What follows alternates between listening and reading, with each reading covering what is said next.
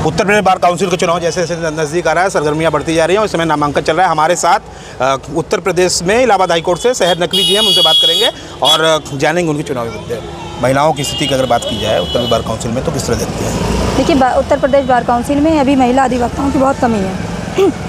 जिस तरह देखने से मिल रहा है कि महिला अधिवक्ताओं के लिए ज़्यादा सुविधाएं नहीं है। जब फैसिलिटी नहीं होगी, महिला इंकरेज नहीं हो रही, आ नहीं रही। और मेरे ख्याल से महिलाओं को आना चाहिए। इस फील्ड में महिलाएं आती हैं तो जो महिला वो रहती हैं, अपने क्लाइंट रहती हैं, महिला पीड़ित महिलाएं रहती हैं, वो महिलाओं से ईजिली अपनी बातों को कह सकती है, अपना दुख दर्द कह सकती है, अपने मुकदमों की सही से पैरवी करवा सकती हैं। तो फीमेल एडवोकेट को मैंने कई बार देखा है कि महिलाएं ढूंढती भी हैं कि ढूंढ के जाना पड़ता है। तो एक कमी है, नहीं तो और क्या है, इसको कमी कहेंगे। अगर मैं सदस्य के तौर पर जीतती हूँ तो मैं अपनी फ़ीमेल बहनों से, एडवोकेट बहनों से यही कहूँगी कि आप गरीब महिलाओं की मदद करें। और दूसरा कि और महिलाएं इनकरेज करूँगी कि जो भी स्टूडेंट हैं वो इस प्रोफेशन को मजबूती से अपनाएं और मजबूती से प्रैक्टिस करें, हमारे साथ आएँ। क्या है आपके चुनावी मुद्दे? जी, चुनावी मुद्दे क्या क्या हैं?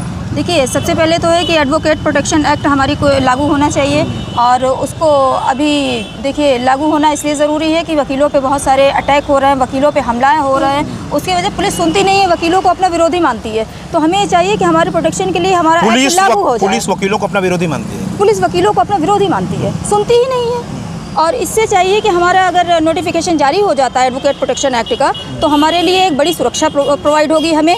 और वकील हैं हम, हमें किसी से लड़ना थोड़ी, हमें दूसरों को तो न्याय दिलाना है। और हम न्याय को सुरक्षित करने के लिए ही मैदान में उतरे हैं। हम हर व्यक्ति तक न्याय पहुंचाना चाहते हैं। न्याय जैसे लगता है कि आप लोगों को गरीबों के लिए नहीं बनाए, तो मुझे ये भी सुनिश्चित करना है कि गरीबों तक भी न्याय को पहुँचाना है, घर घर पहुँचाना है। 3 सेट में अभी अधिवक्ताओं को मैंने देखा बैठते हुए।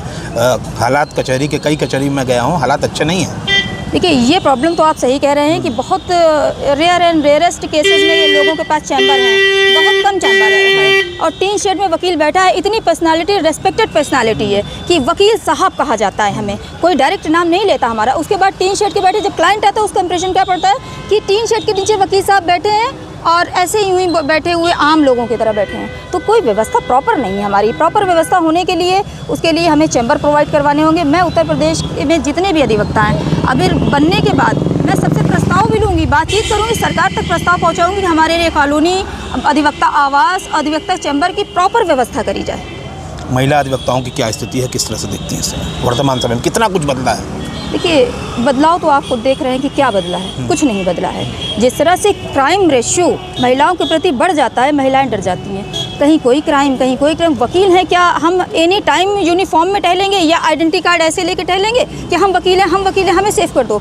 नहीं, महिलाएं सुरक्षित तभी होंगी जब हमारा समाज सुरक्षित हो जाएगा, हमारा समाज महिलाओं का साथ देगा। मैं उन माँ बाप से कहना चाहती हूँ कि अपनी बहनों को, अपनी बेटियों को वकील वकालत के पेशे में भेजें, महिलाओं की मदद करें वो आकर। लगातार कई चुनाव मुद्दों में बार काउंसिल के 25 सदस्य होते हैं। आप भी चुनाव लड़े, हालांकि सोनिया गांधी के खिलाफ भी आप चुनाव लड़के चर्चा में आई थी। और जाहिर सी बात है, अच्छा डिबेट करते हैं। अच्छे डिबेट शो में मैंने आपको देखा है। अभी फ़िलहाल एक बहुत बड़ा मुद्दा चल रहा है, जो पुलिस और अधिवक्ताओं के बीच में लड़ाइयाँ चलती हैं। प्रोटेक्शन एक्ट को लेकर के बात चल रहा है, वेलफेयर को लेकर बात है। युवा अधिवक्ताओं को किस तरह से देखती हैं? युवा अधिवक्ताओं के पास देखिए कोई अभी प्लेटफॉर्म नहीं। और जो 5,000 रुपये की इंतज़ाम किया गया था, 5,000 रुपये मिलेंगे, वो भी फ़िलहाल तो नहीं मिल रहा है। बस एक योजना बनी हुई है और ठंडे बस्ते में पड़ी हुई है। मैं कोशिश करूँगी कि उन युवाओं तक, उन अधिवक्ताओं तक उनका पैसा, उनके हक़ का पैसा उनको मिल जाए। हमारे माध्यम से, चैनल के माध्यम से आप क्या कहना चाहती हैं? अधिवक्ताओं के लिए क्या संदेश देंगे? और क्या आपके चुनाव की जो समीकरण होते हैं, किस तरह से चुनाव लड़े जाते हैं, ये सब तो आपको पता है, आप तो लगातार प्रत्याशी हैं जी। तो इसको किस तरह से महिलाओं तक बात को पहुँचाएंगे, जितने महिला अधिवक्ता हैं? देखिए, सबसे पहले तो मैं आपके चैनल को ही धन्यवाद दूंगी कि आपके चैनल ने मुझे कहा कि मैं महिलाओं तक, अपनी अधिवक्ताओं तक बातों को अपने कह सकूं, पहुंचा सकूं। मैं अपने अधिवक्ता भाई बहनों से यही कहूंगी कि आप अपने आप को एक समाज सेवक समझें। भाई, अधिवक्ता पहले भी रहे हैं जिन्होंने आज़ादी की लड़ाई लड़ दी है। हमारे महात्मा गांधी जी भी अधिवक्ता ही थे। तो अधिवक्ता वो समाज है जो समाज को बदल सकता है, पूरा देश बदल सकता है। तो हमें बदलाव की ज़रूरत है। तो हम यही चाहते हैं कि हमारे अधिवक्ता समाज सोशल वर्क में भी थोड़ा इन्वॉल्व हो जाए। तो ये थे शहर नकवी जी, जो अलग चुनावी मुद्दे हैं और प्रत्याशी हैं, ये भी उत्तर प्रदेश बार काउंसिल की, और लगातार टीवी चैनलों पर भी आती रहती हैं। धन्यवाद।